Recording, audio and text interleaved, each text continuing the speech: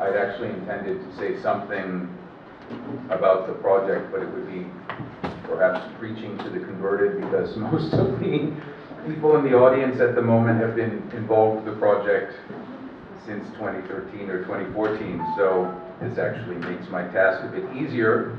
But I will just say a few things about, rather than talking about the project as a whole and its different activities and objectives, just say a few words about the themes of this conference and what it is that the different paper presenters will be taking on or considering over the next 2 days. So again, welcome, and I hope all of you can be here for as much of this 2-day conference as is convenient. This Project E-QUAL, which stands for Enhancing Quality, Access and Governance of Undergraduate Education in India, of course, like any other fairly large-scale project, this is a project of 4 years duration, technically, and there are various activities that the project members are engaging in, including producing open education resources to be used initially among the 6 partner universities of Project E-QUAL, and then to figure out ways of disseminating the same materials and making them more widely used in Indian higher education. And in the process, of course, learning, teaching ourselves essentially about how to handle technology enhanced or technology-enabled learning. I think it's fair to say it's not really denigrating any of the participants to say that, possibly with the exception of Dr. Pacetti, who's an education technology specialist, at least most of the rest of us have been fairly traditional university researchers and teachers with different levels of awareness or interested in technology-enabled learning, who had perhaps all experimented in different ways with the various tools of the trade, techniques, technologies, and so on. So this has certainly been a learning experience for us. And as the project has advanced since 2013, we've become, I think, quite committed to exploring these different tools and technologies, and using them in what I think is most conveniently or most accurately called a blended learning environment. India, as well as many other countries, of course, their higher education establishments, of course, have taken on issues of access and quality, and have been experimenting with massive online open courses and things like that, things that we're all familiar with. We've kind of, at least as far as this project is concerned, have put a little bit of a brake on it, in the sense that we're committed to what is good about traditional university learning and pedagogy, but we're certainly not Luddites, we're not resistant to technology. We want to make the best use of these new applications and technologies, and we're committed to spending a lot of time thinking about how this changes the higher education landscape. So when we circulated the proposal for this conference, the call for papers, we spent some time thinking about 4 themes or lead areas that we wanted potential contributors to the conference to think about. And indeed, most of the presenters have touched upon one or more of those 4 themes. The first was learning design. How it is that learning experiences can be designed, how it is that new learning technologies change the experience of learning itself, but more or less looking at various problems and questions from the perspective of the learning designer, in some sense, more traditionally said, the teacher. Second theme, highlighted theme, was learning resources, the materials themselves that are used in online or blended learning environments, and some of the issues of quality, validating the materials, making sure that they're appropriate for the learning environment and in fact used appropriately. Third theme is learning outcomes and measuring student progress, how it is that online and blended learning systems change important elements of the learning situation and perhaps establish new parameters and guidelines and so on. Fourth, the last point I'm going to make here about the themes of the conference, the learner's receptivity. In other words, crudely put, the experience of learning by the learner. In other words, looking at it from the learner side as much as possible. And taking on the fact that although there's, on the surface, there would seem to be a very profound flattening of the learning experience as different learners interact with each other within an online environment. It's not as if differences of experience, social origin, social experience, educational experience, various other things disappear. So it was another area which we believe deserves some research and attention. So we're happy to receive various contributions, although this conference was not advertised very far in advance. We were pleased with the abstracts that proposals we received from people, and I think this will prove to be an interesting activity over the next 2 days. All right, enough about Project E-QUAL. I would like to, first of all, introduce both, well, first of all, Mr. Richard Everitt, who's the Director of Education for the British Council in India. The British Council, of course, is one of the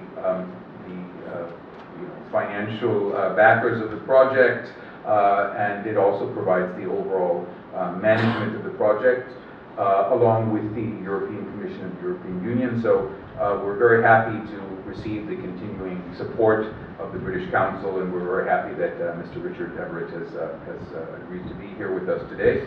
The keynote address will be given by Professor Varghese from the National University of Educational Planning and Administration, an eminent educationist who's been involved not only in India but internationally, and as he has very clearly stated, he's not an education technologist, but he's interested in higher education systems generally, and is particularly interested in issues of access. So we're very happy that he's able to join us today. So without further ado, I'll ask Mr. Richard Everitt to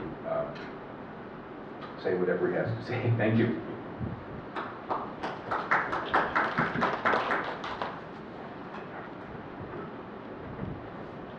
Well, namaste. Good morning, everybody, and welcome. So today's quite a special day for me personally, because today actually marks my mother's 78th birthday. And so she was born in 1938, of course, and where technology really, as we compare today, didn't really exist at all. And really for her training, she trained to be a teacher, didn't involve any technology whatsoever. And in fact, one of the highlights of her life was in 1961, getting on a train from UK all the way to Russia, Moscow, to see Yuri Gagarin parade in Red Square when the first cosmonaut went up into space in the early stages of technology. But this morning, I, as a delinquent son, had completely forgotten to send a birthday card, which is difficult from India. But I was able this morning to take a photograph on this, the iPhone 6, attach it to an email and send it, and hopefully when she wakes up, she'll receive that birthday message. And I think that, in a nutshell, is a kind of a good use of technology, and in some ways a kind of some sort of a synonym to kind of the importance and scale of how technology has massively transformed our everyday lives. But in higher education, of course, broadly speaking, there's been a significant increase in demand across the world and take-up. So think 30, 40 years ago, 1972, only 19 countries in the world had a gross tertiary enrollment rate of around 15%. Only 19 countries. And flip forward to just early 2000, 2012, that figure had reached over 107 countries, and now globally, around a quarter, 180 million, around a quarter of the university age group attend some form of tertiary education. That is a phenomenal increase globally in the uptake of training and skills.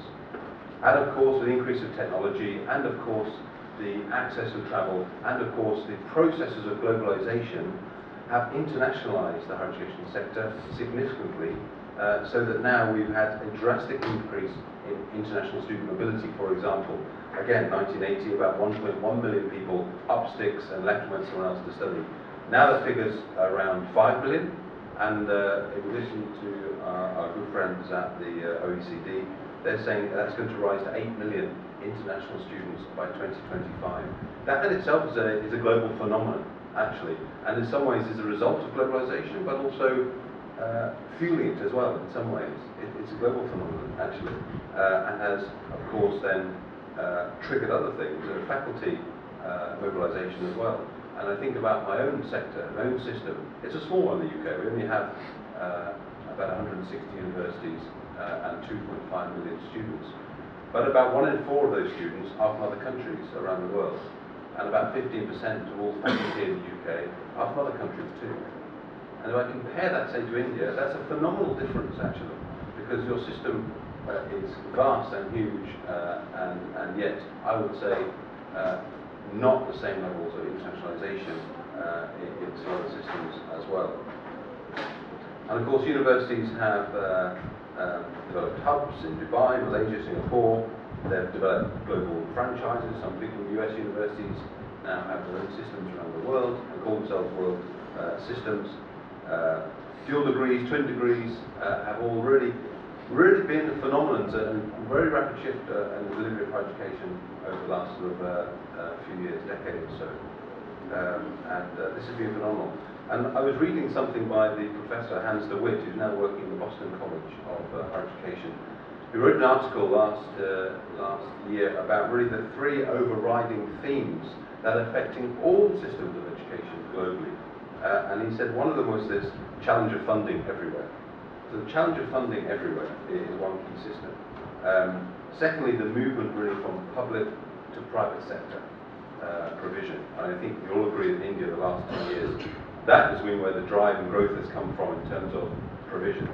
And then, of course, I think he also suggesting that this mentality broad mentality from academic cooperation to competition, and this tension between quality and quantity exists there. And on mobility, for example, he says, of course, mobility for universities is largely also now focused through the lens of economics and meeting targets and income generation and rankings. So there's also been this shift where we think about internationalization of higher education as a provision, broadly speaking, in the West to provide capacity building for those in developing countries, has now switched completely in its drive. So reform is really required. Reform is required across broadly in the sector. Of course, the aspects of technology-enabled learning and blended learning, as Leighton put out, is sort of critical in driving this. The European Union itself last year put a report called New Modes of Learning and Teaching Higher Education, and they claim that if we teach today, as we taught yesterday, we are really denying our children of tomorrow. They claim that e-learning is to be projected to grow 15-fold, accounting for 30% of all education provision by 2030. That's phenomenal. Third, incredible.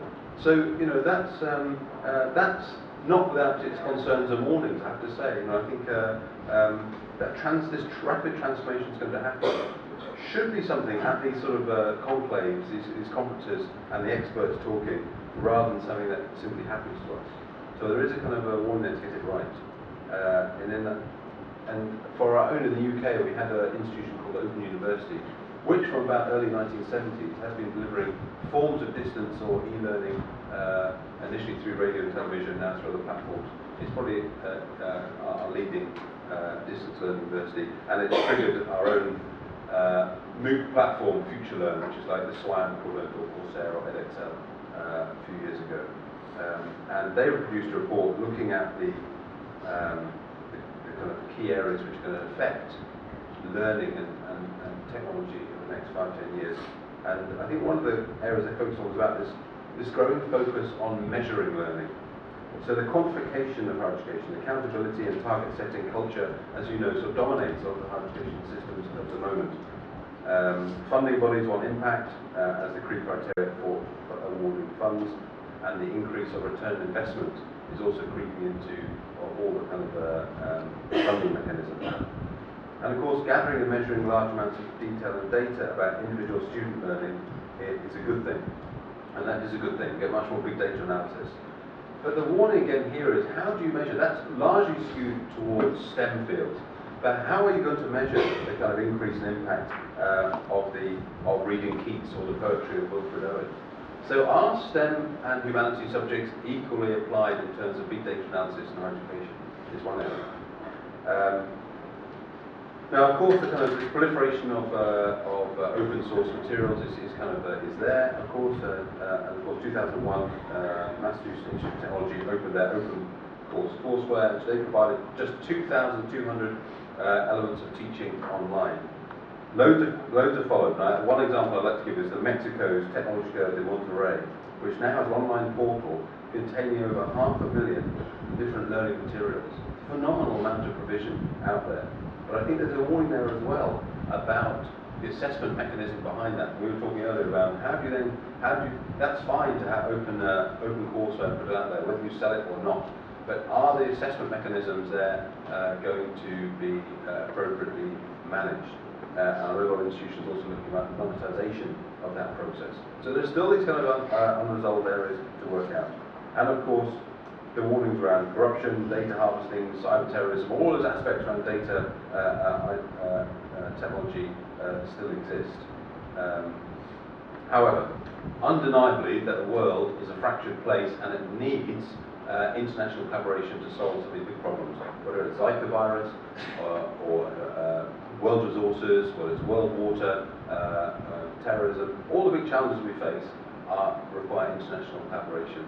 And so it's really the kind of role of universities have to play a critical role in that.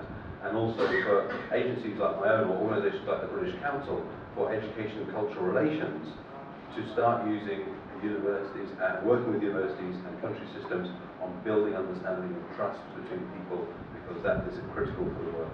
So we do have programs with, such as the UK India Education Research Initiative, where it's triggered about 1,000 partnerships between the UK and India over the last 10 years. We do have we are supporting programs like the Guyane program, bringing faculty here. We have a program on STEM collaboration called the Newton Baba Fund. So those of you out there taking PhD programs, we have sponsorship programs to take you to study in the UK on that. We'll still take part, of course, in the important European programs like Erasmus, because the movement of people and ideas around the world is critical to kind of sharing ideas. And I think this it can't be done without the infusion and working with technology. And so I really support the E-QUAL program. I really support the conference and its exciting elements within it. And I'd also thank my colleague, Carol Gupta, who's been, I know, over the last 2 years, working on the management of this whole kind of a program, on her ongoing work she's done on putting this project together. Not an easy one to bring academics together and keep them on track, but I really think this project's now starting to produce some wonderful outcomes, and I'd like to thank you all for coming and look forward to hearing the discussions and outcomes of the conference. So thank you very much.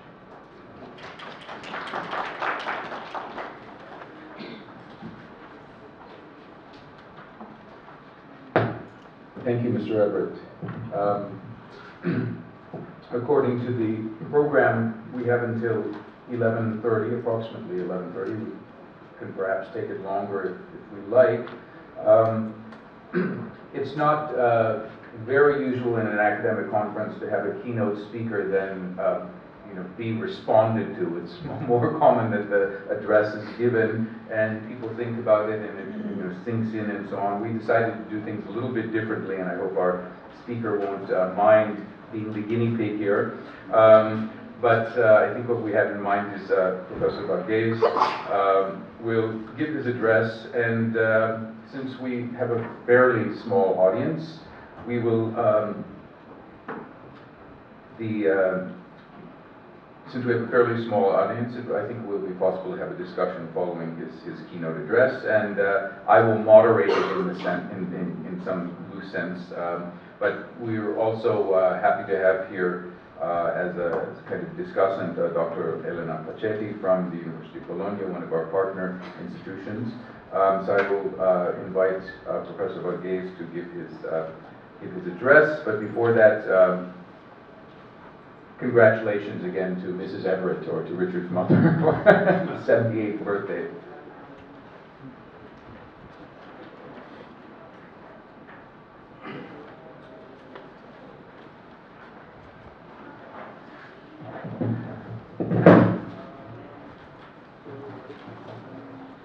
Good morning, friends. In every conference, when we go, we see a lot of new faces and some of old faces. This conference is also not different from that. So I could see Mr. Richard after a long time, Professor Dennis after a long time, and here also there are many people whom I met new. Friends, as Professor Dennis rightly pointed out, when I was contacted for this lecture, I said that I am not an expert on educational technology. So let me make that very clear. So what he asked me is to do two things. One, discuss about some of the global trends in higher education, and also focus a little bit about how technology-mediated learning efforts are taking place. What I have tried to do is that I will deal with the first part, global trends in higher education, focusing more on globalization of higher education and the global learning process and changes that are taking place. The second part, I'll come to India and try to see that when we talk about massification and when we talk about access and quality, what does it mean? And also end with a little bit on the efforts made by India, for the Indian part, by the universities, UGC, MHRD, etc., to see that how technology-enabled learning can be facilitated, can take place. That will be essentially what I try to do. So first, let me discuss a little bit about the globalization of higher education and globalization of the learning process. See, today what we find is that if you want to have a degree from any of the universities in the world, 25 years ago, the students were supposed to go to the universities. If it is UK or USA, you go to UK, study in the university for 3 years, get a degree and come back. Today we have another mechanism that you can go halfway. You go to Dubai, get a degree from Nottingham or any of the British universities or American universities, stay there for 3 years, come back. The third alternative is that you need not have to go out of your living room, still you can get a degree. I think that is the change that has taken place in terms of globalization of higher education and the learning process that we are talking about. Let me elaborate. One of the dramatic changes that we find in the 21st century or beginning of this century is what I have called in my articles as the revival of higher education throughout. Previously, when higher education growth used to take place, what we used to talk about is the slow growth or no growth or stagnant growth in the developing countries and faster growth in higher education in the developed countries. Nearly 50 to 60% of the enrollment, additional enrollment that used to take place in the 1970s, 80s and 90s used to take place in the developed countries. But this has dramatically changed.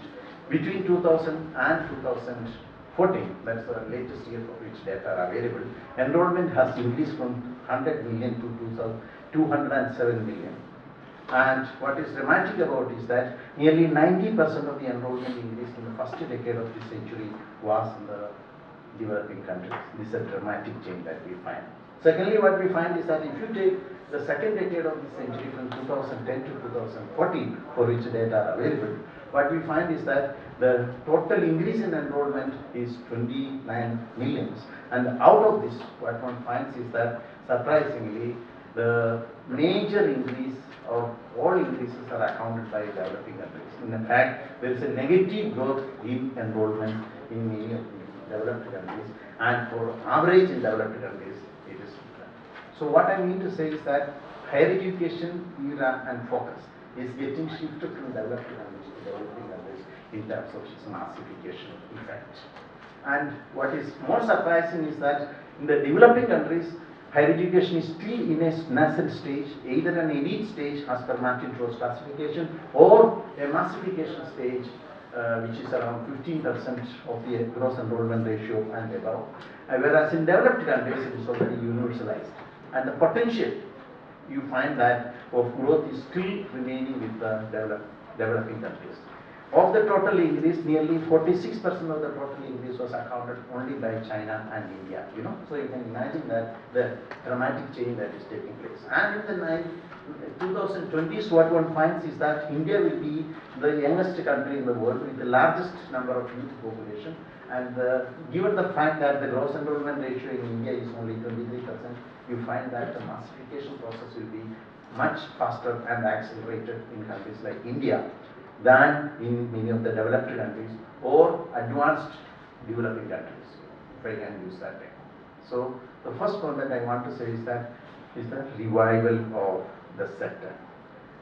But with the revival of the sector, one thing also one finds is that in the context of globalization, higher education has become a global enterprise. I use the word enterprise, which is not really favorably used in education, but that is the way things are moving, involving billions of dollars, millions of students, and you find that lakhs of teachers or millions of teachers involved in that. It has become a global industry. And why I say use the global industry in the sense that today globalization takes place, internationalization takes place with market-mediated process, what we call as the globalization, because you cannot separate globalization from the market processes. So therefore you find that internationalization today is taking place through globalization, and there are modes which I come to it in a minute. So the focus is, what is the focus? Implication of globalization for higher education is that standardization of content. Today you find that whether all the universities in India should have the same syllabus or not, we are debating. But there is an international move and there is a market process by which we talk about the standardization of contents. And you find that standardization of skills produced for the global market, not for the national market, not for the local markets. Then what also you find is that quality control at the global market level. Today two elements which Mr. Everitt talked about, touched upon.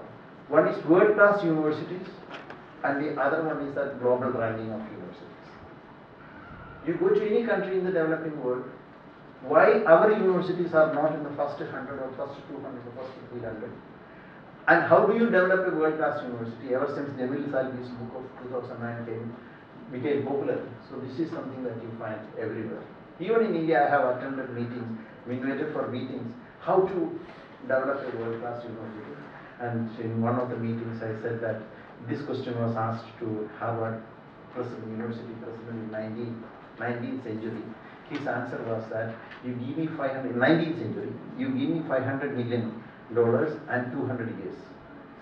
So it is not a McDonald approach to develop, what we call as the world-class universities. It has a lot of implications. I am not saying that one should take 200 years, but this fast approach that we will have, India will have 20 world-class universities or 30 world-class universities, etc. It's a very good ambition, and no question, And ambition need not have to be constrained by financial resources or human resources, But there is no limit for our thinking, or there is no limit for our imagination, But these are very difficult processes. So I don't want to say that we will not be able to achieve it, but certainly these are not an easy target. So what you also find is that the language of business and profession today is English. And as part of the globalization process, what one finds is that whether one likes it or not, the international lingua franca in terms of the communications and most of the activities that are taking place in the universities, you find that it is English language. What you find is that even those countries which used to be resisting strongly against English, in France you find many courses are offered in English. English as a medium of instruction. I am not talking about English as a language of study. English as a medium of instruction. You will find this trend in many other countries. Germany, you will find that there are many courses which are offered, and Japan, which refuse to offer courses in any language other than Japanese language, you find that University of Japan has started courses in English. So this is a way of trying to see that how a homogenization process through a marketization process that is taking place in higher education. So that is very, very, very important. And certainly one has to talk about MOOCs, which is one of the things which is revolutionizing teaching learning processes and also the spread of education in many countries. I think two rationale underlying these changes. One is that we have discovered, not we means not India, the whole world has discovered that knowledge is an important factor of production. Not that knowledge is important. Knowledge is an important factor of production. So when we talk about the global economy, or when we talk about knowledge economy, well, investing in knowledge has become a very rewarding investment today. Secondly, if you do not invest in knowledge, you lag behind. So these two dimensions, this element, first element, has contributed substantially for national governments to invest in higher education, and also the private individuals to invest in, households to invest in higher education, and corporations to invest in higher education. So when we talk about the revival of higher education, so there is an environment in which even then when the marketization process takes place, the public intervention and household capacity and willingness to invest in higher education has substantially increased over a period of time in the recent past. So this is very important. And the second dimension is that the whole World Bank approach, or approach by many of the funding agencies in the 1980s and 90s, was based on what is called as the structural adjustment program. And under the structural adjustment program, it is based on a theoretical understanding of education done by the economics. The rate of returns analysis showed that the marginal rate of returns are higher at the primary level than at the higher education level, and therefore there is a need to shift the emphasis and focus of investment from primary to higher to primary education. And that is one of the reasons why in many countries, especially in Africa and Asia, you find that universities become bankrupt, if not bankrupt, the deterioration in the quality of infrastructure, facilities, teacher appointments, etc., became a major issue. So therefore, the later studies have shown that investment in higher education brings higher returns. So there is an incentive for the individuals to invest, there is an incentive for corporations to invest. Okay? So I am not talking about the for-profit sectors, which I will talk to you at a later stage. The second dimension of this change that we are talking about is that many of these changes that we are talking about in higher education today is not within the domain of the public institutions.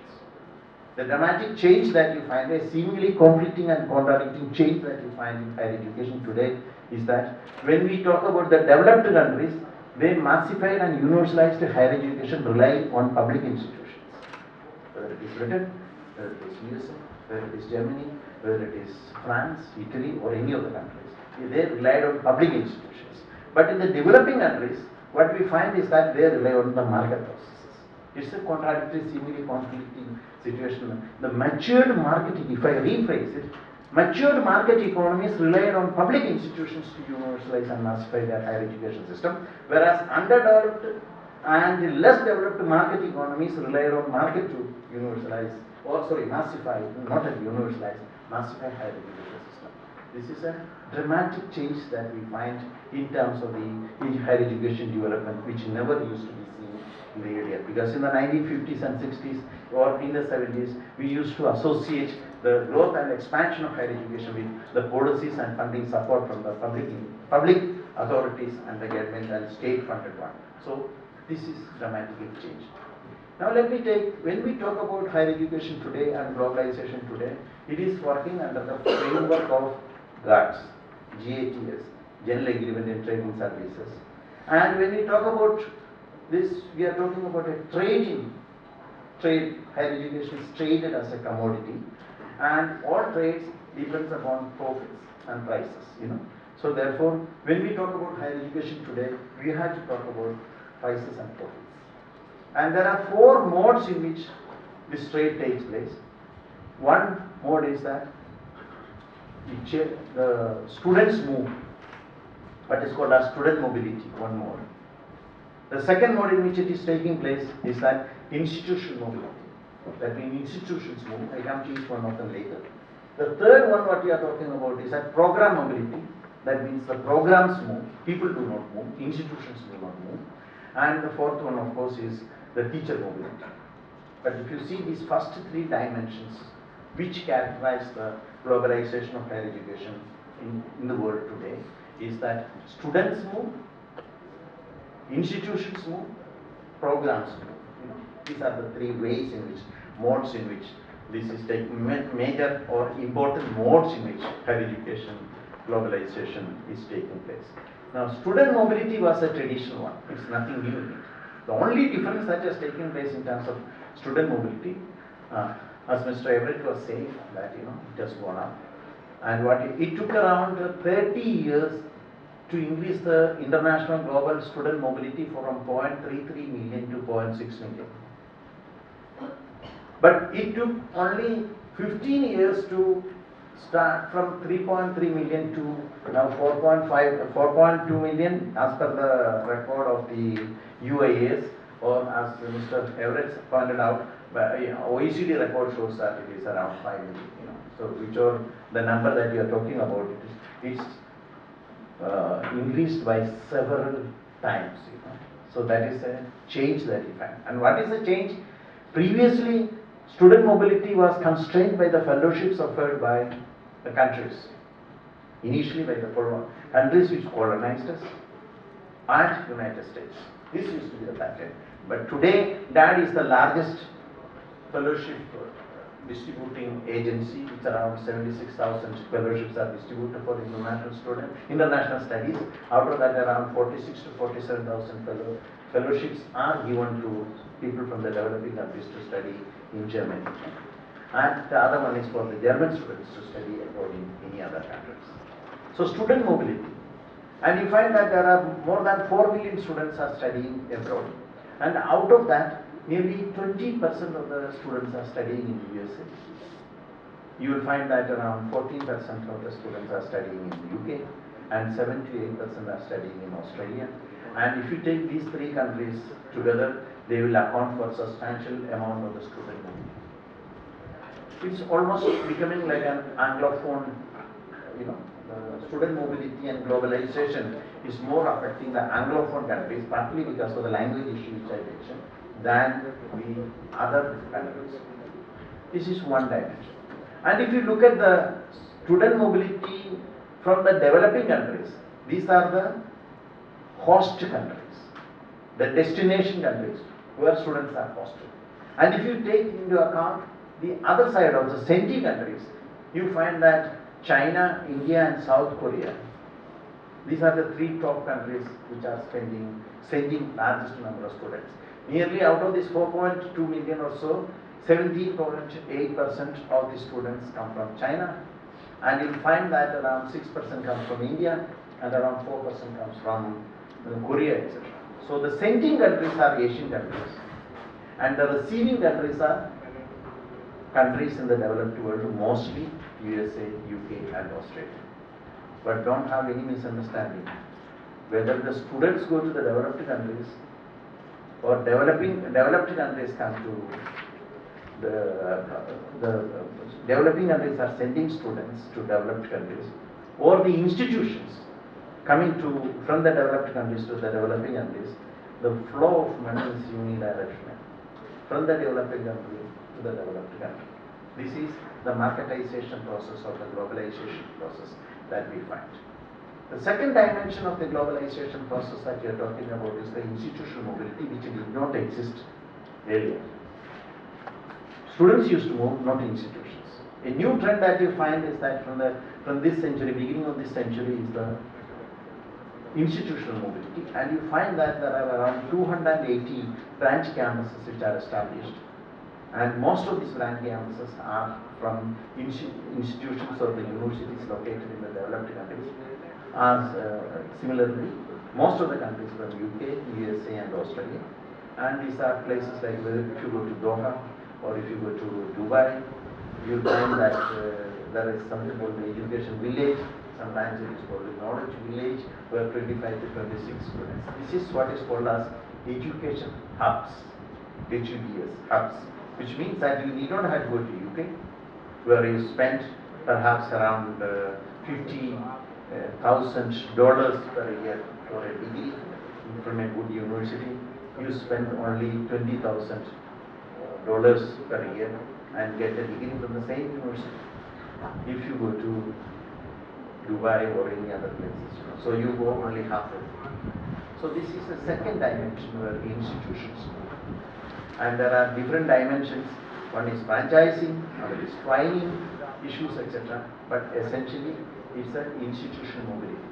The third dimension which I want to elaborate a little bit on is what we call as the program mobility, which means that students do not move, institutions do not move, but the programs, study programs move, and MOOCs is the best example of this program mobility that we have.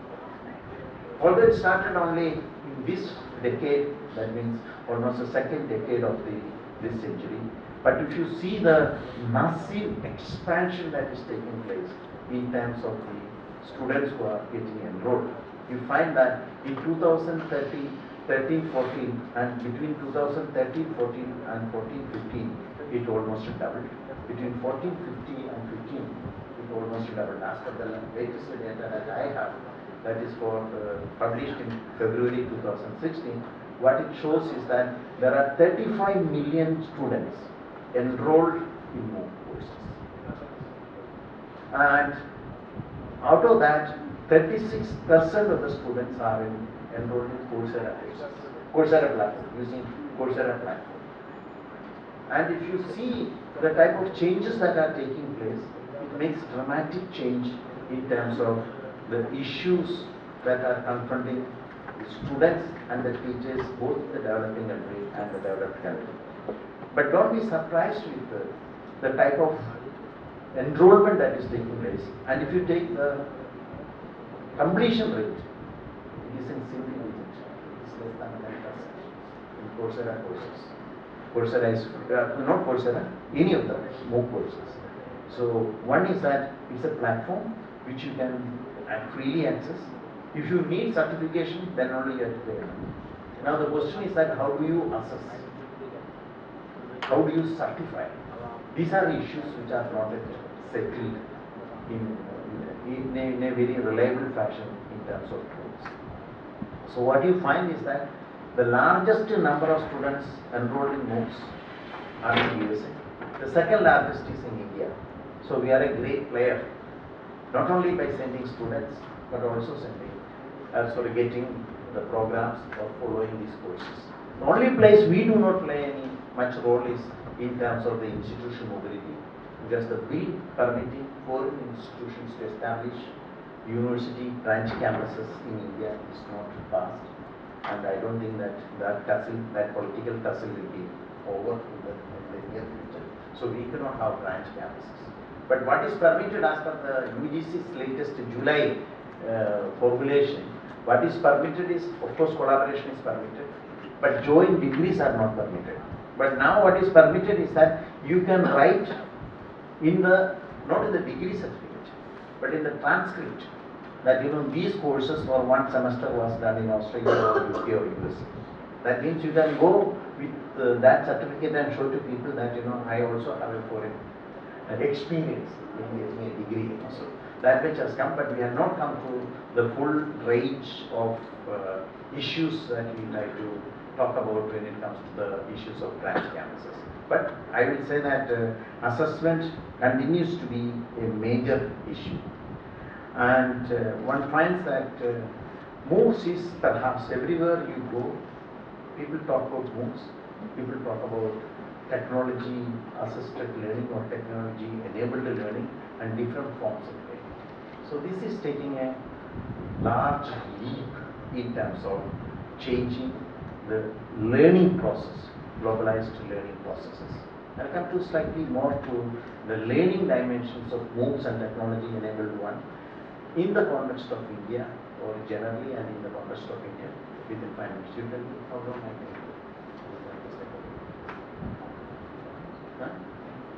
15 minutes. 15 minutes. Now friends, let me come to higher education in India before I get into the dimensions of technology, learning, etc. What we found was that in India, what we find in India, in line with the international trends, is a massive expansion of the system in this century. We have moved from a low gross enrollment GR and a slow growth to fast growth and perhaps the fastest growth in India's higher education history in this century. What is also important to remember is that this growth, today we have more than 750 universities, for 40,000, around 40,000 higher education institutions, depending upon you follow Aisha or MHRD data or you follow UGC data. It can vary from 37,000 to 40,000 institutions. So you have around 40,000 institutions. You have 33 million students, which is higher than the population of many countries in the world, at least half of the countries in the world. So you have 33 million students studying in the universities and colleges or institutions of higher education. You have 1.4 million teachers. Of course, teacher shortage is an issue. It's a very important issue.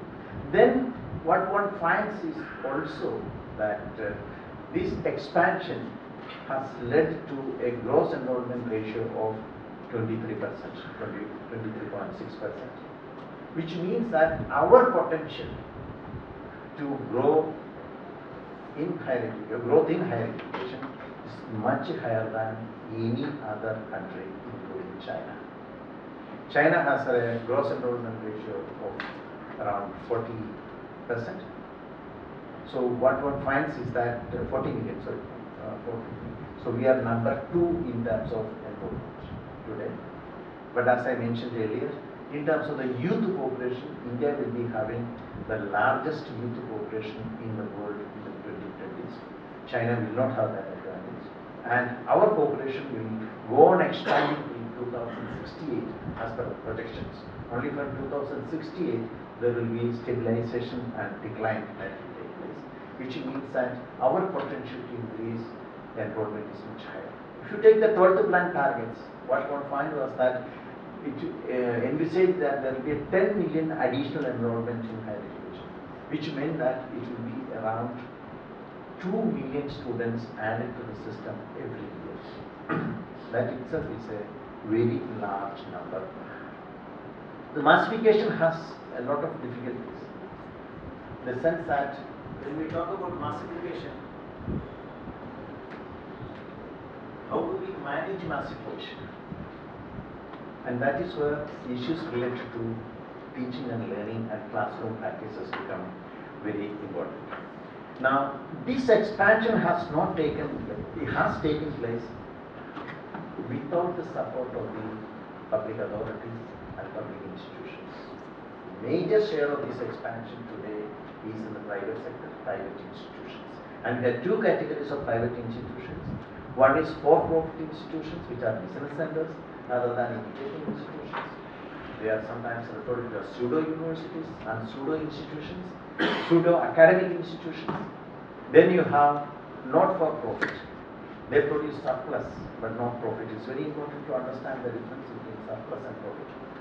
Profit is something which will be shared with the shareholders and that will be taxed. But if you produce surplus, then it cannot be taxed because you are reinvesting in universities and in same institutions. So in India, our business people are perhaps as good as Donald Trump, who did not pay taxes for the last 30 years. So we know how to manipulate the things and see that the tax can be evaded. And any time we have already produced surplus producing institutions, not profit producing institutions as per this narrow definition. So what we find is that most of this expansion has taken place through the traditional institutions, but new institutions in the private sector especially. Only 10 to 12% of this expansion has been taking place through our open learning systems and distance modes, etc. And 2 or 3 changes, things that you need to notice is that normally we expect that when the system is expanding, disparities will be declining. In terms of regional disparities, this is not happening in India. In terms of social disparities, there is an improvement. Because of the strict implementation of the reservation policies, especially for SC, ST and OBC, you find that there is a change that is taking place. And what we find is that the quality of education is being questioned severely in India. Although we have several efforts done. Previously we believed that quality decides, the quantity will be leading to a large quantity or a massive expansion will be leading to deterioration of quality. That means quantity decides quality. If you look into our commissions in education from 1948 onwards, 1948 or Rotary Commission, UGC commissions in 1970s, etc. All of them till the 90s, all of them said that don't expand higher education because it will lead to deterioration of quality. But what we find today is that quality is deciding the quantity. If you go to Tamil Nadu, if you go to Andhra Pradesh, if you go to Karnataka, in engineering education, many engineering colleges are getting closed down because they don't get students. Because the poor quality of education, you find that you pay capitation fees and higher amount of money for as fees, then ultimately they find that they are not in a position to get any employment. And even when they get an employment, it is not commensurate to the capitation fees that they pay. So they themselves make a rate of returns analysis and decide that it is better not to go for engineering education. So this is happening in the management. I am not talking about the top ranking management institutions or top ranking engineering institutions in the country. I am talking about the private sector which are providing it's a questionable quality education. So it is becoming very important. And we have external quality assurance mechanisms in India. What you call about is a NAC, and your university is accredited with the A grade. So the NAC accredited universities. And if you read private universities, you will find that in their advertisement for students, notification for students, NAC accredited, not twice accredited A.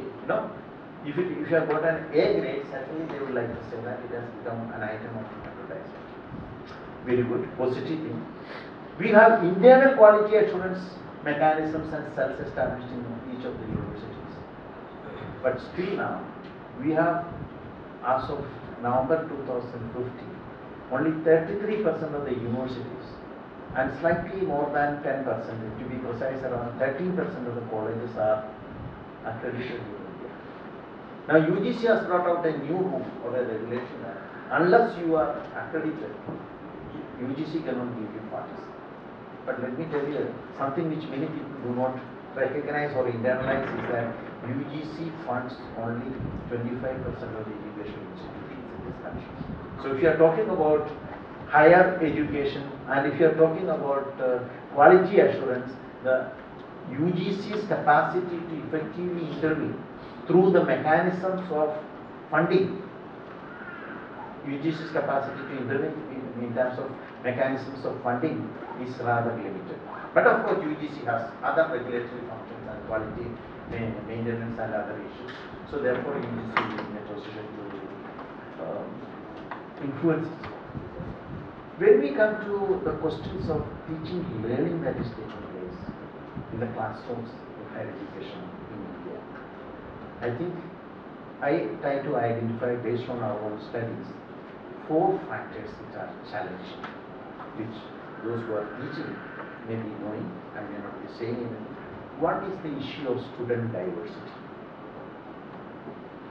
Because when the system was very small and enrollment ratios were in single digits, there was a better fit between individuals who are coming and the teachers who are teaching and the organization of the classroom practices. On all 3 counts, there was a better fit. This fit is broken now. Those who are teaching at the master's level, those who are teaching at the postgraduate level may not realize this. But those who are teaching at the undergraduate level, even in Delhi University, people say that my wife is a teacher in Delhi University and she does English literature, teaching English literature. She says that now she has to teach English literature in Hindi. I mean, I'm not against Hindi or English or anything. What I mean to say is that the changing composition of the student body in terms of the language proficiencies, in terms of their socialization process, etc., are very different and varied. The community which has benefited maximum in the process of higher education development in India in the last 20 years is OBCs. And OBCs have become the largest, single largest group, not the high caste or not the general categories, have become the single largest group in Indian higher education. They have become the mediating group between SC, STs and the general groups. And this has 2 implications. When you are talking about the classroom practices, when you are talking about the classroom teaching learning processes, how the teacher will be addressing. So one challenge that higher education in India faces is in terms of 60% or 65% of the students are from backward backgrounds, backward in the sense that OBCs, SCs and STs, social background. And more than 65 to 70% of the teachers are from the traditional backgrounds, which is the elite background. So there is a misfit and a tension that is going on, not in terms of the student strikes that I am talking about, is teaching learning process. There is a strike going on between a struggle that is going on between the students coming from such a diverse group and the teachers coming from a totally different diverse group.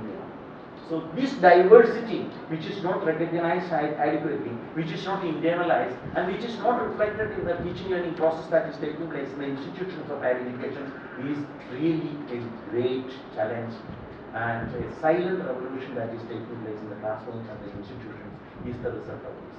Of course, you find it's outward manifestations of what we find either in Hyderabad or in JNU or many other universities. At a later stage, you find its reflections. But essentially, if you go back, what Leighton is trying to say is that those who have done sociology, etc., will be knowing Pindo's theories, etc. See, the student institution fit which used to exist earlier has been broken. The capacity of the students to integrate with the other communities in campus, university campuses is less relevant today. Why it is less relevant? Previously, when people were mostly from the elite background and only few students were from these backgrounds, the opportunities was either you integrate with the mainstream or the dominant ideology or the dominant culture of the institutions, or you remain isolated. But today, when you find that these numbers are large, they form their own groups and they increase their bargaining power. And as a result of that, what is supposed to be imbibed as a result of the higher education institution and institutional culture, that they are not getting benefited. You will find that many of the scheduled castes, there are separate hostels for scheduled castes, what is called as the welfare hostels in many places. Even after studies, not only in the classroom, outside the classroom you find a different type of arrangement. They mostly try to have the games and other things separately for them. So this is one major issue in the campuses and in the classrooms in two different ways. One is an integration issue, the other one is the capacity to learn together at the same pace, and the teachers are not ready to change their pace and methods of teaching and learning, teaching processes to accommodate this question of diversity.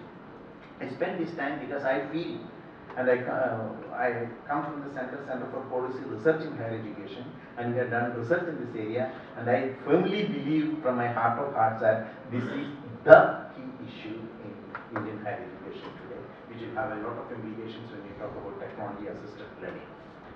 The second dimension is that there is a notion that is coming, it's called learning outcome based teaching,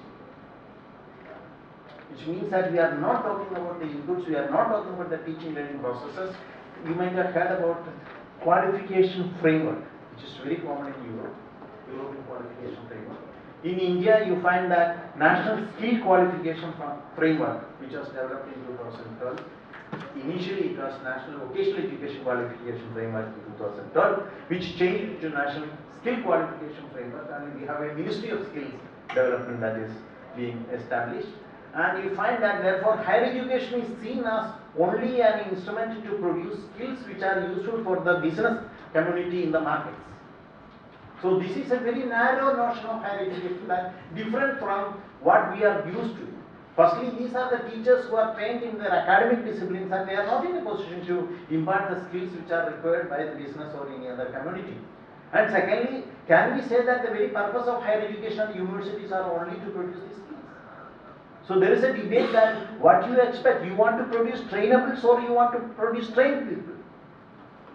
Training and job specific skill is certainly an attribute that should be given to the enterprises. It is not the responsibility of the universities. Universities should do what is best they can do, and that is in the domain of academic.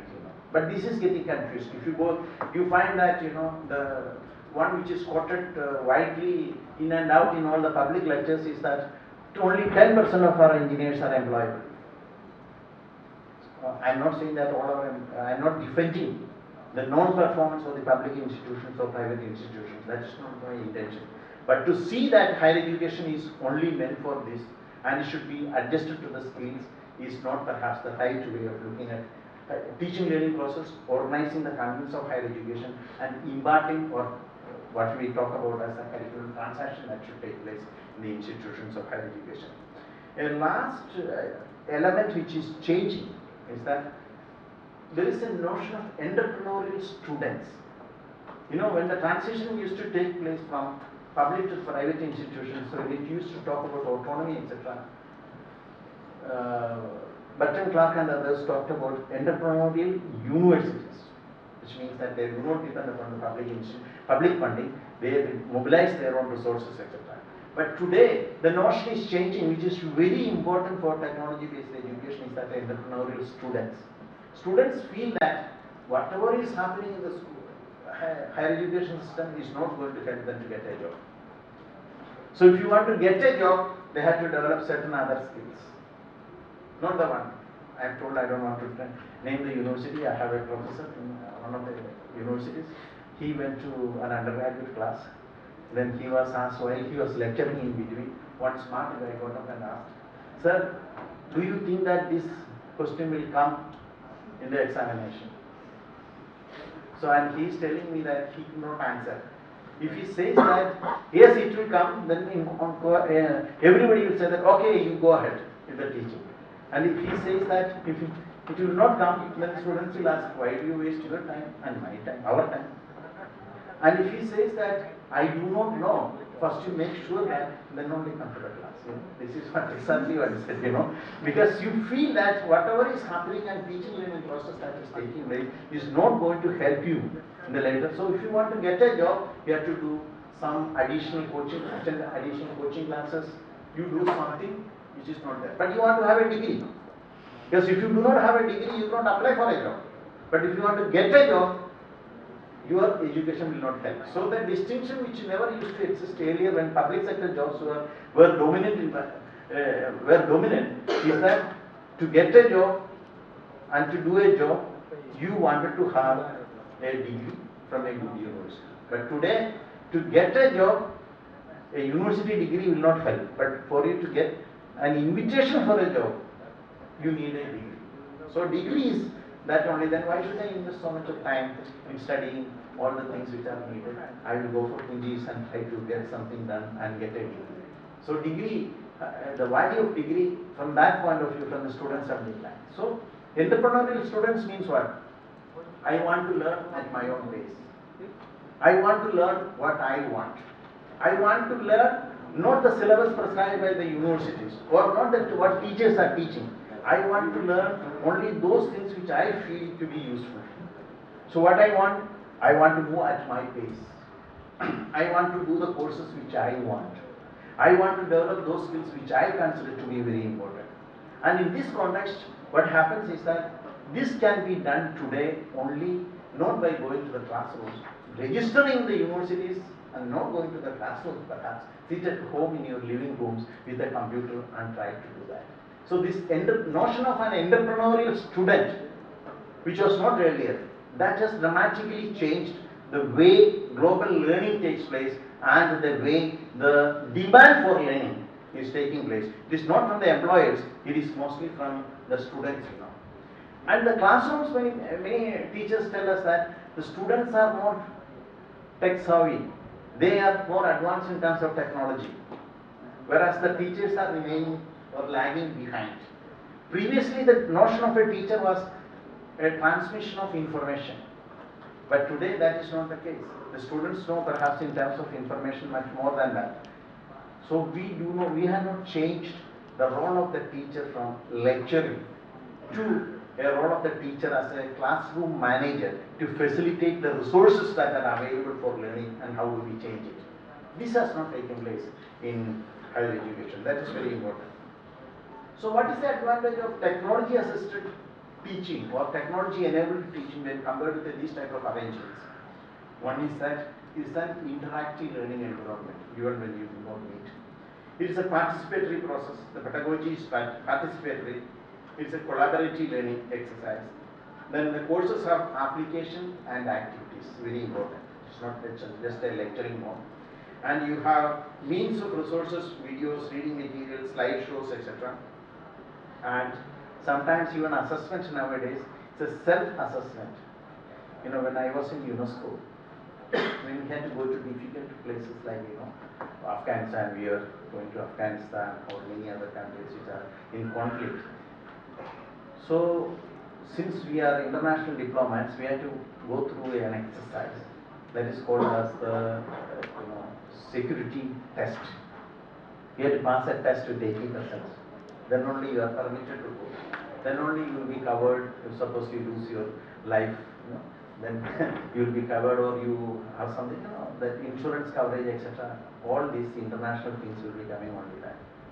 So we have to do this course. It's around 6 hours it will take. At the end of this, automatically your results come, your certificate come within 5 minutes. So there are mechanisms, I am talking about a mechanism which I have gone through, There are mechanisms where even if you go for, you will be going for, driving licenses, those who did not make it.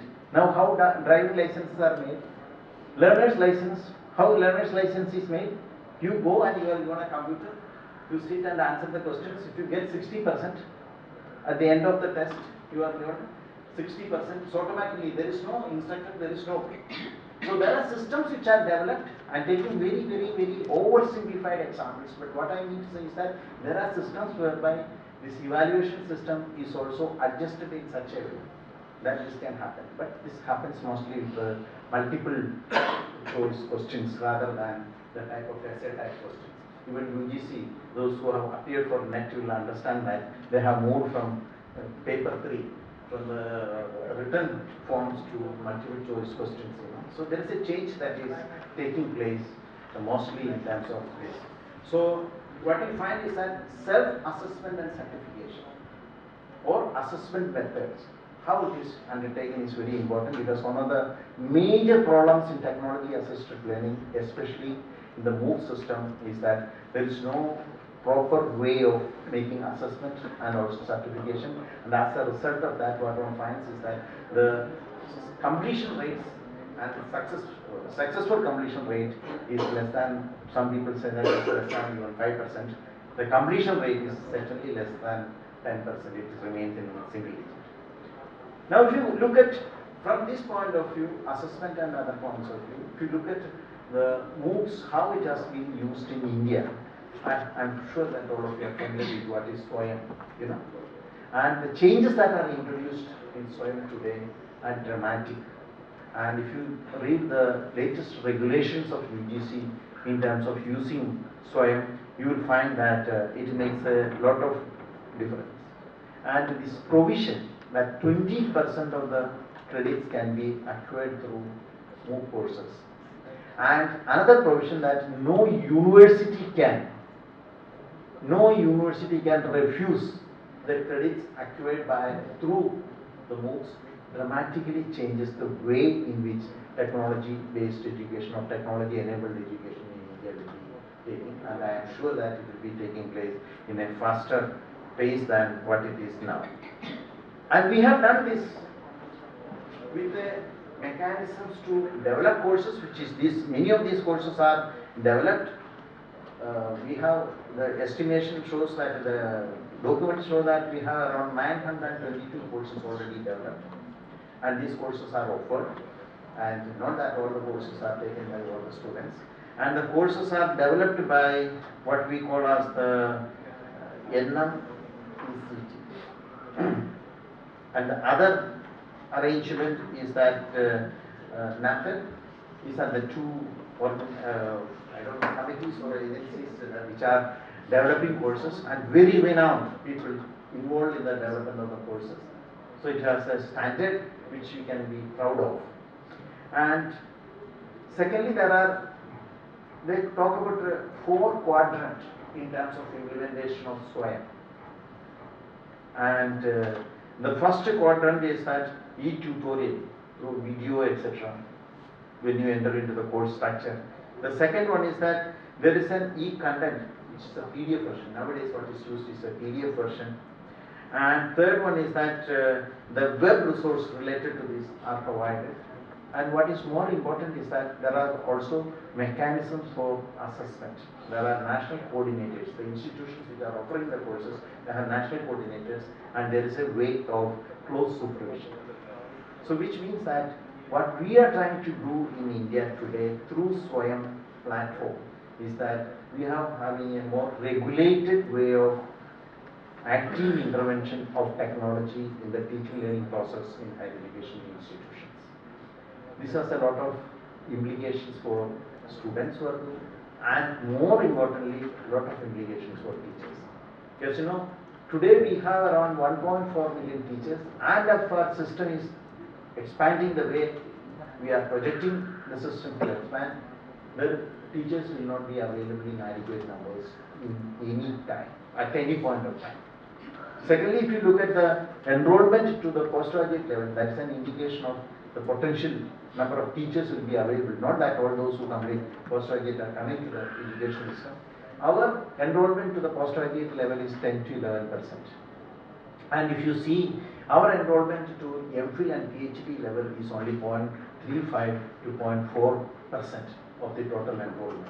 This will be totally inadequate, even if the system is stagnating. Today also you find that in many places, because of the marketization process, the only way to save money is not to appoint teachers.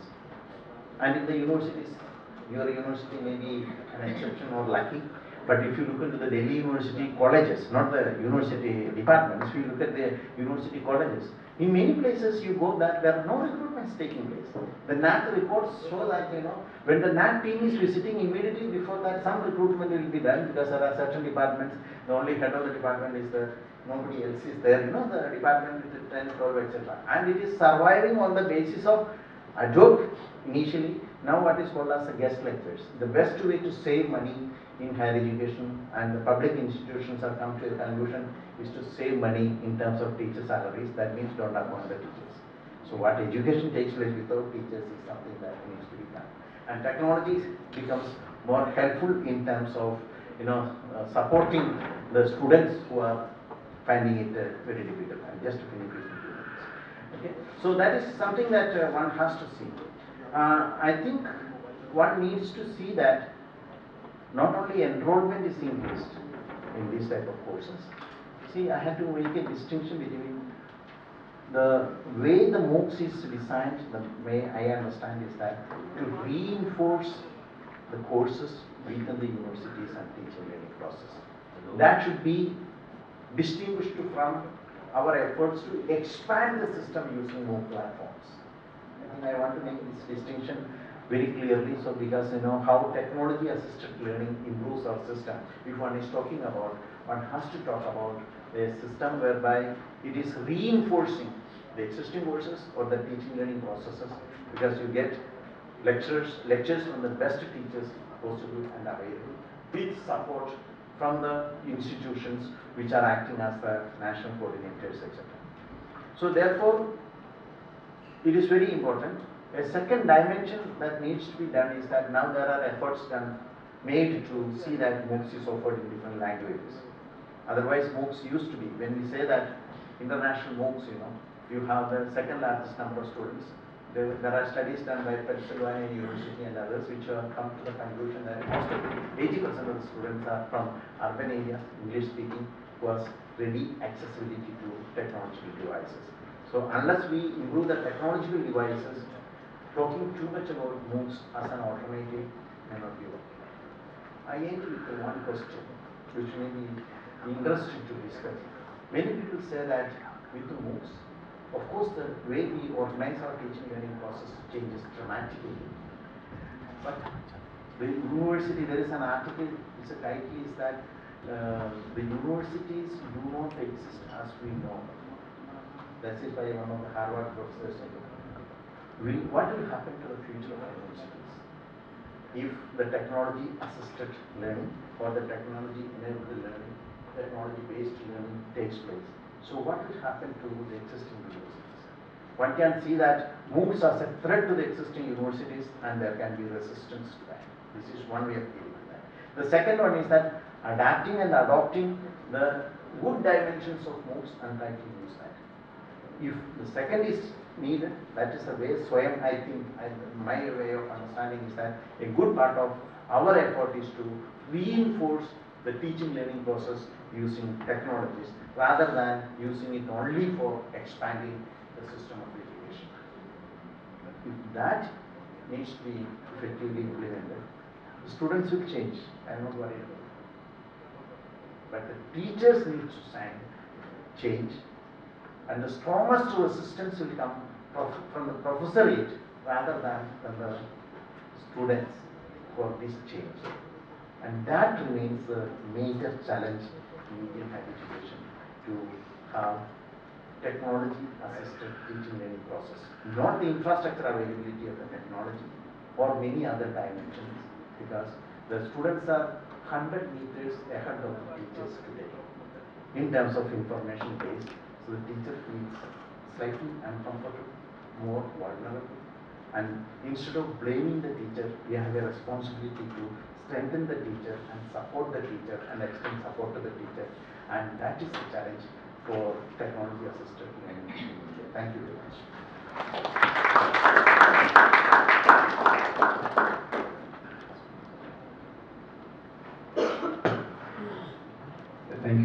Thank you very much, Professor Varghese. It's a very wide-ranging. I feel vindicated personally. This sounds very selfish, but I'm very happy that we invited you as the keynote speaker. It's a very wide-ranging presentation which touched upon so many issues that are of interest to people in this audience, and so many of the, I think several of the threads and themes which Professor Varghese introduced in his talk are really examined in the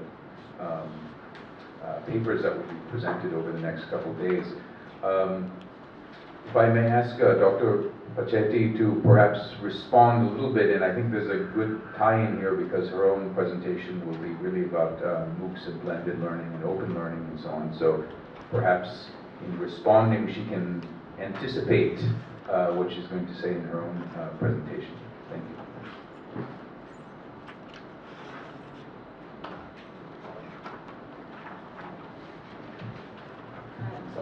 because I have to move every time the microphone. Thank you really, Professor, for your presentation, because really, with your presentation you were touching all the different aspects that education is facing in this new age. And not only higher education, but education in general is facing. And I think there are so many issues that you mentioned that already are concerning also people like me researching in education and working in education from, let's say, the other side, no? Not only because we study and research about that. And I think also that all the issues you were mentioning could be used as the next agenda for probably the last conference of E-QUAL project, who needs to be addressed to change some policies in India, but I think also to make the European institution involved in this project more aware of what's going on. So I just wanted to take some of the aspects you were mentioning, and there are also, some of them are also part of my presentation, so I'm sorry if tomorrow we'll repeat some of these things, but I think these are really the very important questions. So the question of global education, the global system we are facing, and the fact that sometimes we are missing the local. So we think a lot, and I think also the question of the language, the use of English as the international language. Yesterday in Kolkata, in the workshop, we were mentioning this problem. No? If we develop all our content, e-content in English, probably we are missing a lot from any other language. We had this issue in Italy too. We sometimes say that we are slave of English language. And we feel obliged, and this is also part of the academic stuff. You feel obliged to deliver courses in English, to write papers in English, to have everything in English because it has to reach a more wide audience. But at the same time, our students have difficulties in speaking, learning, and understanding proper English. So, and I have difficulties too, because I don't have such a good English. So, and also it's not only a question of language, it's a question of culture. So how is it possible that the same content delivered in the USA, UK, in Italy, in Germany, and so on, can be used in India with the same meaning when the background is different, when the political system is different, when the economy is different.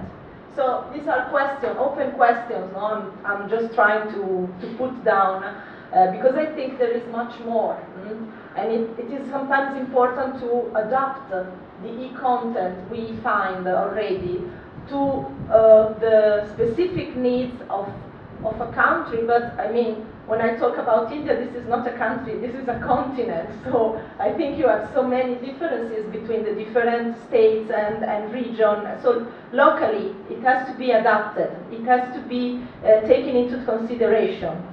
And another issue is the impact of economy on knowledge.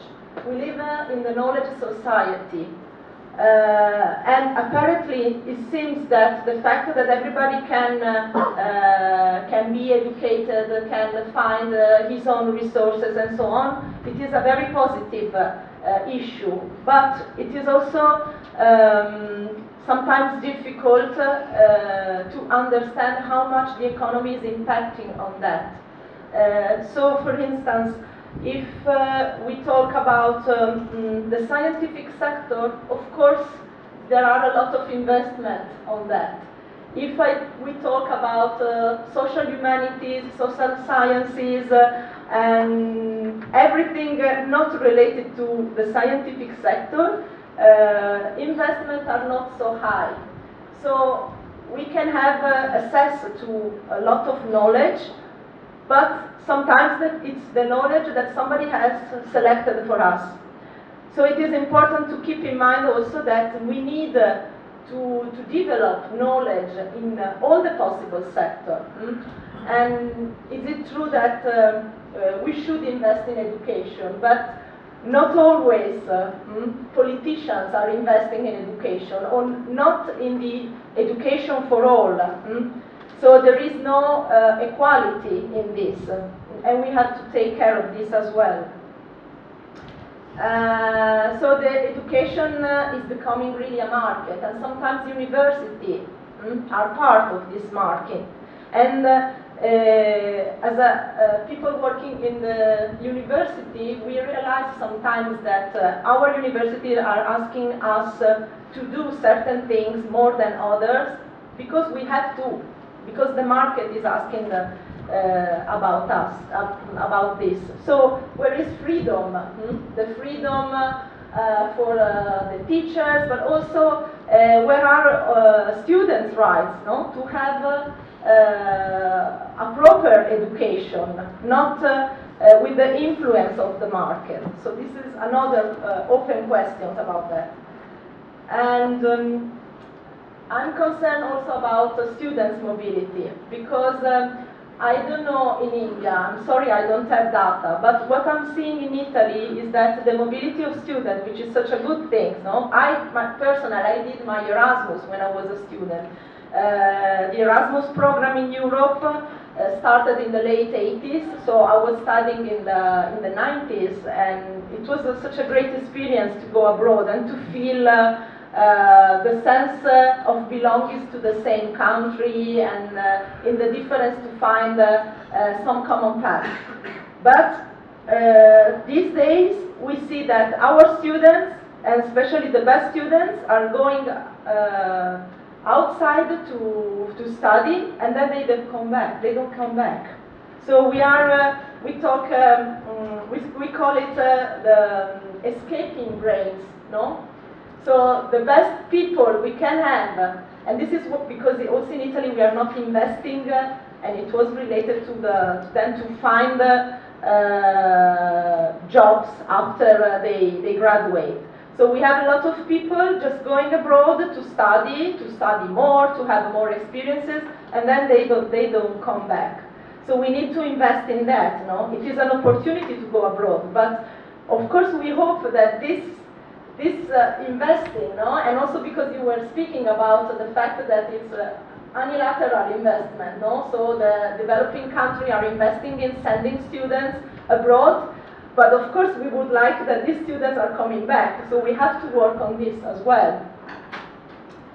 And it was interesting to have this, these issues of the, let's call it virtual mobility, you know? So e-learning can give us the possibility to virtually move. It's not always possible to go abroad, and not every student can go. Sometimes student has already families, no? So it is impossible to think that they can go abroad for 6 months or for 1 year. So e-learning can give us the possibility to virtually move, but only if it's not individual learning. If through this e-learning platform we have the possibility to interact, no?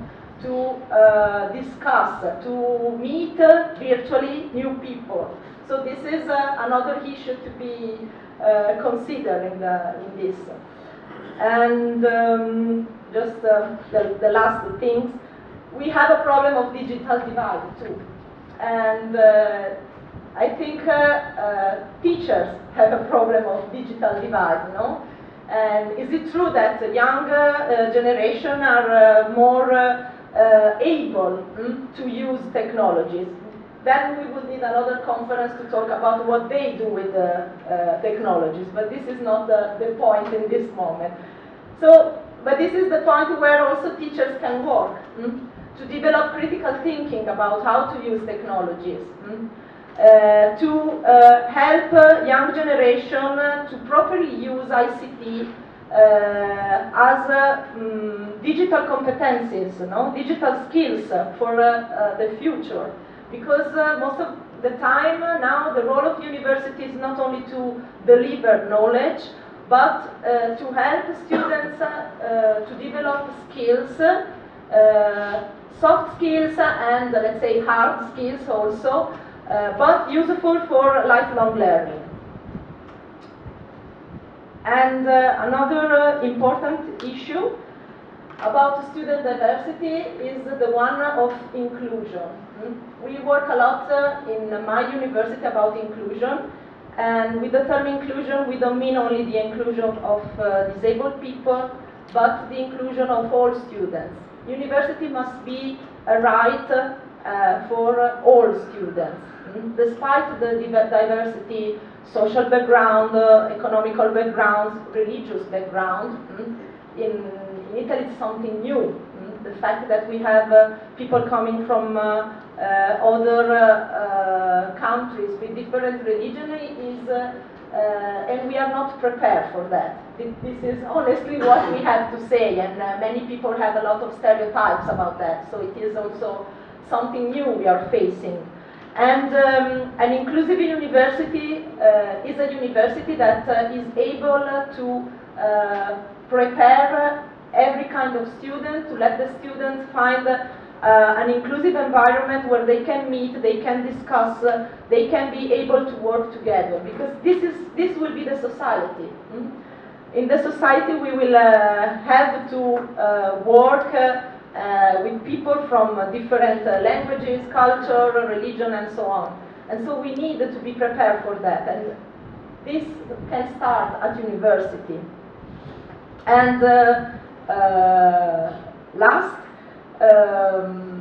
I think what you were saying about the future challenge of university working with e-learning and blended learning methodology is the one to create a network. It is really necessary to find the common policies and to ask for new policies.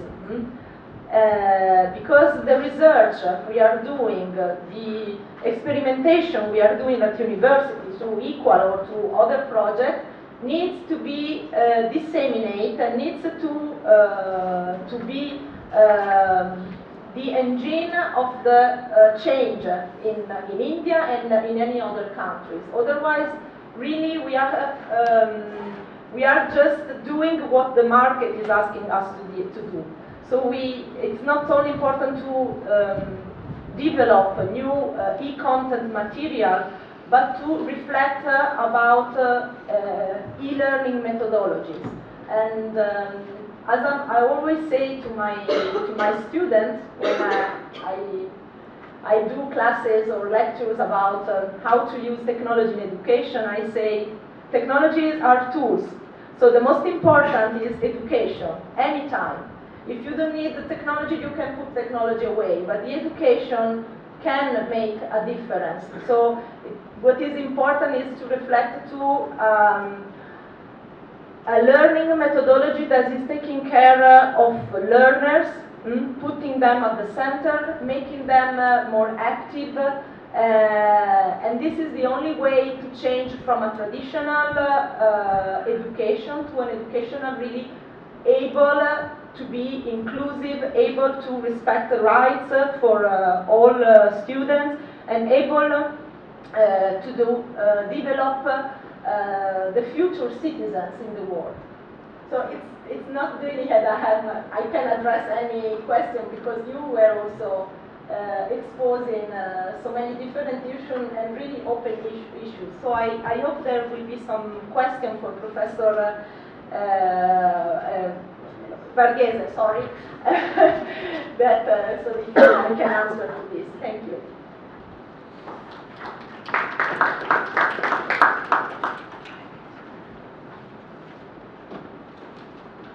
Thank you, Dr. Pacetti.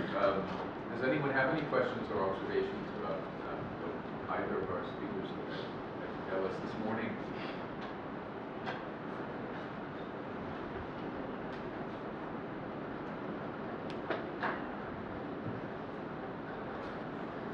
Good morning, Yes. sir. Yes.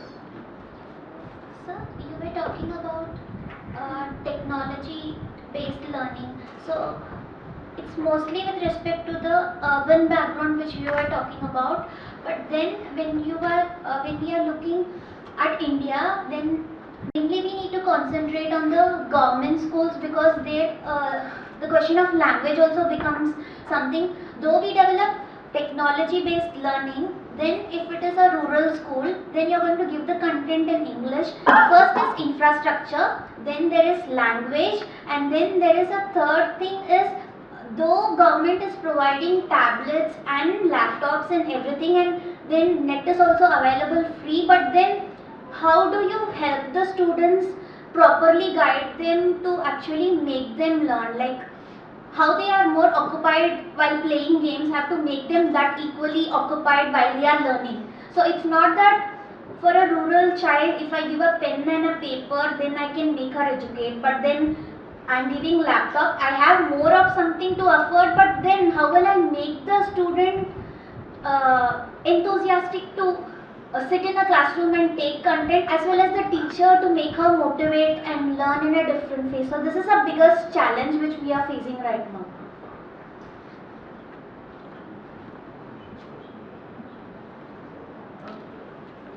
Someone else had maybe we can take 2 or 3 questions and then answer them together. Yeah. Okay. So this is the example that you are giving, that in a university a professor who was teaching, and then a student suddenly asked that will this come in an exam or not. So related to that, so we are constantly using this term education, and then we are using learning. It is more of a thought and not a question. So the education and learning has a completely different understanding for me. You may not be like, when you are getting education, it might not be that you are interested to learn. Learning to me is more of a joy, which comes out of restlessness and curiosity.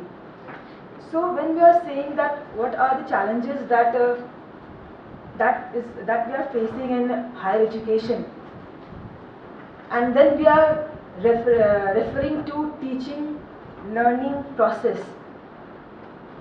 So is it that we are looking for something, teaching learning, the curiosity, that learning thing in a space where it might not, we might not find it there?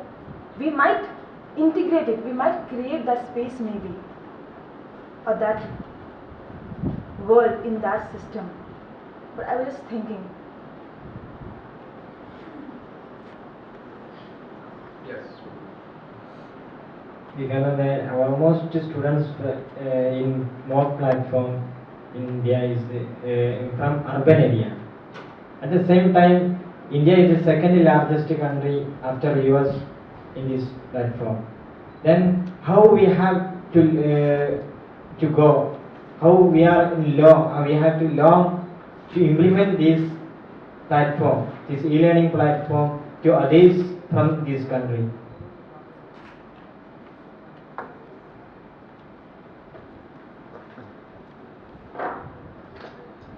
This is to you, Professor Varghese. Firstly, thank you. It was a very, very wide-ranging and wonderful talk.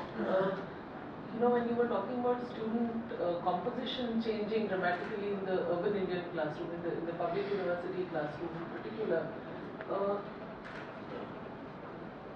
I mean, it is there that the availability of e-learning content, which is not just English language based, has its biggest potential, in the sense that, in terms of allowing for the use of visual and other sorts of stimuli to help the student break these barriers. And also, personally speaking, this is the biggest sort of challenge one has faced from teaching in undergraduate in Delhi University and then moving at Ambedkar, which is students from somewhat less privileged backgrounds do not really want to speak up in the classroom. And what I find is that these tools actually help to sort of involve them in the classroom. But I'd love to hear your thoughts on, this is not about MOOCs, but blended learning and other kinds of forms. Do they, in your opinion, I mean, are we overstating the potential of these kind of tools to make the classroom more inclusive, or is there even a flip side to something like this?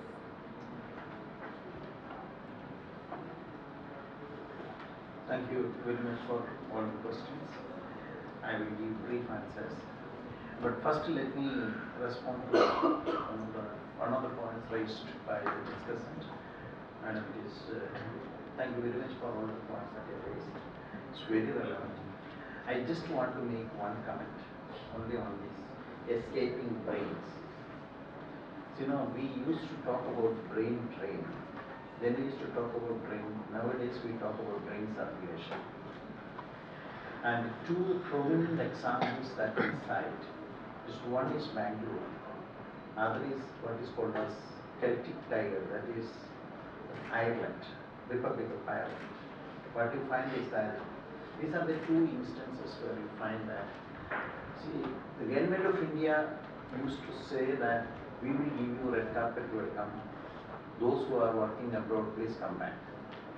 And many of the experiences of great scientists and others who came, they got the red carpet welcome, but after 2 weeks or 2 months, they found that life is suffocating and miserable. Not in the political sense, you do not get any facility to do the research which is at the cutting edge level. So people got frustrated, not because of the money, salary or anything, the academic satisfaction. So many people did not come. So this experience was widespread because I was staying abroad for 16 years, so I know what it means when people talk about returning to India. Then in the late 90s, the government changed the view. They said that you don't come back. You stay in the United States or UK or Australia, wherever you are, but you start a small business in India, computer business or something. You come for 2 months, 3 months and establish this and you go back. So your salary is protected, your position is protected. And what we see today, Bangalore, for the IT revolution in India is partly because of this change in attitude. We have more than 1,500 micro enterprises in Silicon Valley, established, founded, managed by Indians. And many of them were ready to come for 2 months or 3 months trying to do that. That is one dimension which I wanted to highlight, which means that if the student mobility today is to be seen as an entry point for a job, if you look at the USA, something called H-1B visa. 1989 when it was introduced, we could have, the United States companies or corporations could have recruited 65,000 people out of that. Out of that, nearly 48 to 50,000 people who are going under H-1B visa are from India. Yes, one thing that is to be noticed is that there is something called, why the student mobility takes place. The companies and corporations in USA and UK and other places would like to have graduates who have a graduate degree from those host countries. But in India, we like to have somebody to be appointed who has a degree from abroad. So you see the difference, The developed countries, they will like to have somebody to be appointed with a degree from their own universities. Whereas we would like to have somebody to be appointed with a degree from abroad. So foreign degree still has a premium in the market. And it depends upon, depends upon the visa when you are a student. Now the student mobility is highly influenced by the visa after the post-study period. Say for example, United States changed its rules, but Obama made a statement that if you have a degree from a United States university, you can stay in United States for 8 years looking for jobs and doing jobs. Whereas in UK, changed the visa rules. Suddenly you find a dip in the number of students going to UK because they are taking money, loan, and with the expectation that you will be getting an employment. And even if the salary is low, when the money that you get in UK or USA is transformed or translated in Indian rupees, you are in a position to repay the amount. Okay? So even in Australia, When Julia Gillard was the Prime Minister, she changed the rule and visa rules by stating that no, you will be given visa till you study. Once the end of the study, you have to go back. Suddenly, you find that English students came down in terms of numbers in Australia. So it is not the student visa, but we normally find in the newspaper which is the issue. We have studied this issue a little more deeply. So it is the visa, post-study visa that decides, you know. So therefore, two dimensions that I want to say that many a time this is an entry point for an employment when you are going out for studies. So that is one thing that encourages and promotes student mobility. The second dimension is that if you are not having a short-term view, what I suggested as you know some of the changes, miracles that are taking place in the IT industry in different parts of the world, what you find is that it's a retailment that is taking place in real terms because they come back and they create what we call as a brain circulation or in whichever form, it becomes a brain trust for the country which is sending the student, you know. So that's a long-term perspective. Coming specifically to some of the issues, is technology-based language, you know, one of the, she was asking about, you were asking about that. See, one of the good things about the SWAYAM is that it is not going to be in English alone. It is going to be in many regional languages. Which are those languages, etc., depends upon the courses that will be developed. So it will not be language will not be a problem. But you know, the problem in India is that what I used to say, in Indian education, not higher education, I did not get into that, there is a learning crisis and there is a cumulative learning deficit. That's what I try to term. As a learning crisis is taking place because students are not learning what they are supposed to learn. And the cumulative learning crisis, cumulative learning deficit is that you do not study addition and subtraction in grade 2.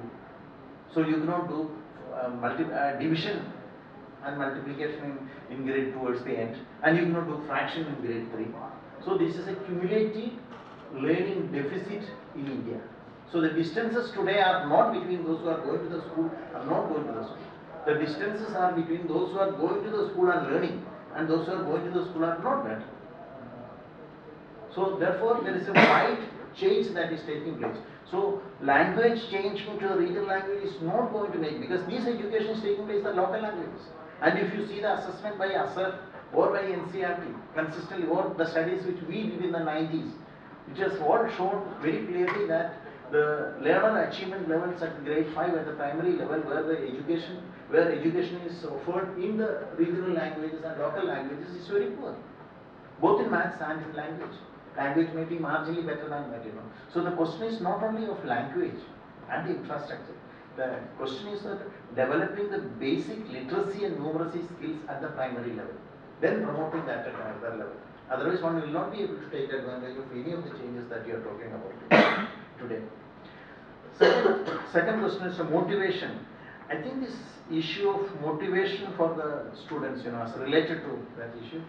That is not a major issue among the students who are using technology for learning.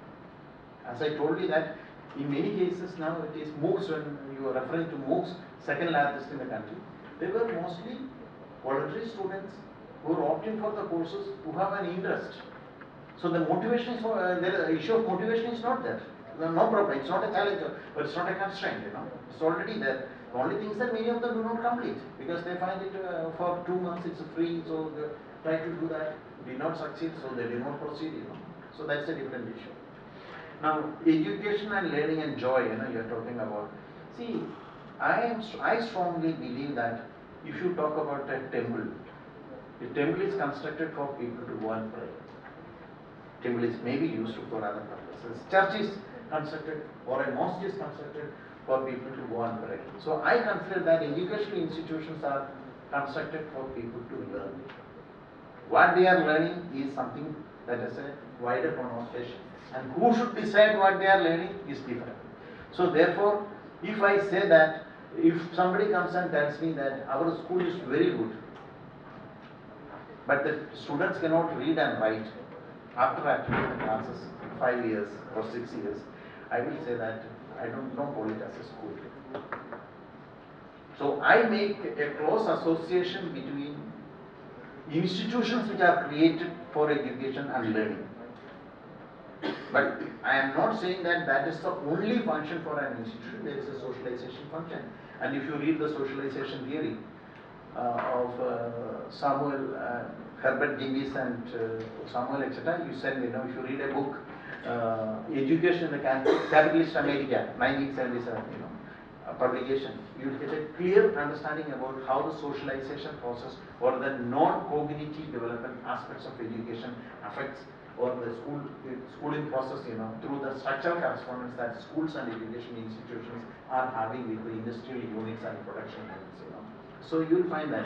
So I will not say that always learning should be associated with schooling. But I cannot disassociate schooling with from learning. Say for example, if you go to tribal societies or illiterate people, they have quite a lot of learning, they know many things.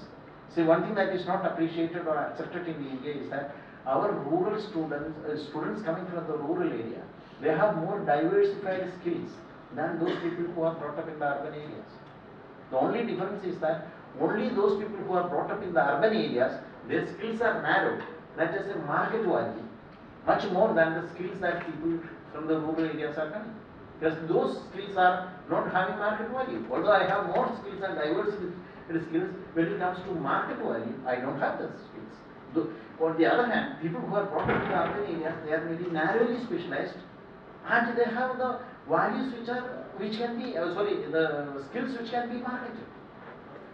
So coming back to the question that you raised, so I feel that learning takes place.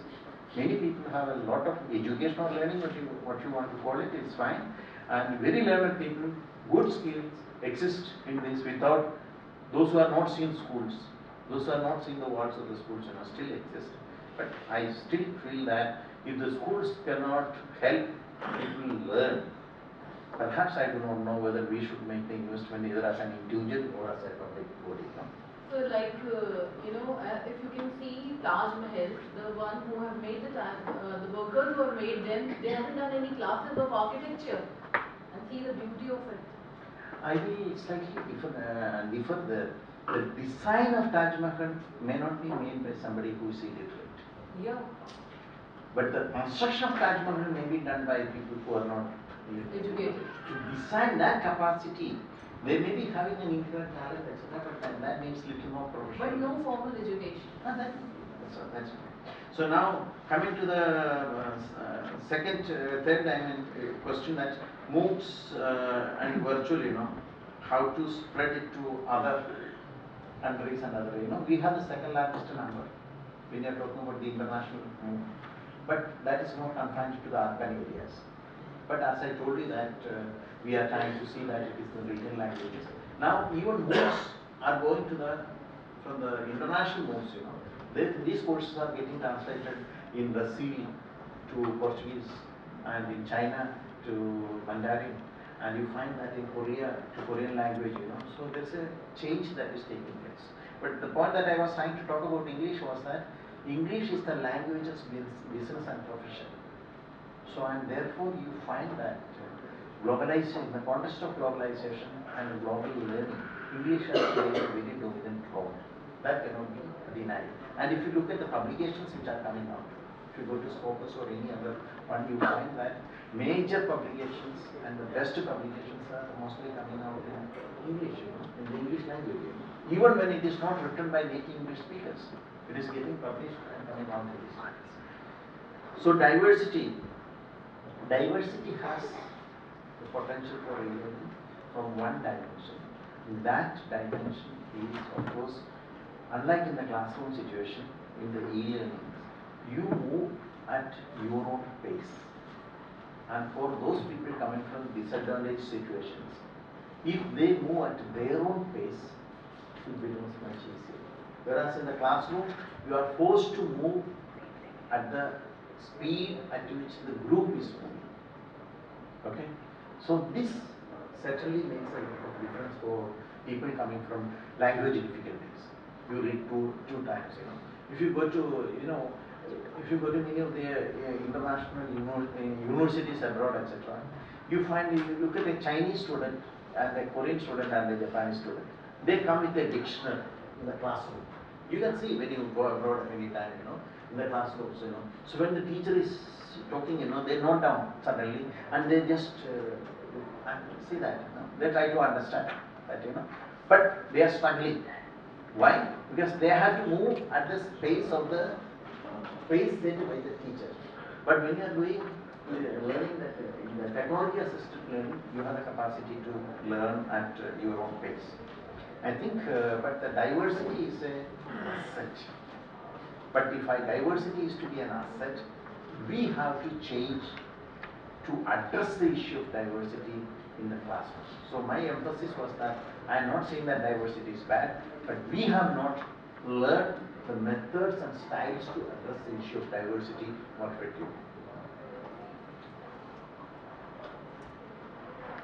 Thank you. I think that concludes our first session for the day, and thank you, Professor Varghese and Dr. Pacetti. We have a lot to think about and a lot to talk about in the next 2 days. It is time for the tea break, so we're a little bit behind schedule, but not very much, so we'll try to keep it to 15 minutes. So by my watch, let's be back here certainly by 12:10, 12:15, okay, for the next session. Thank you.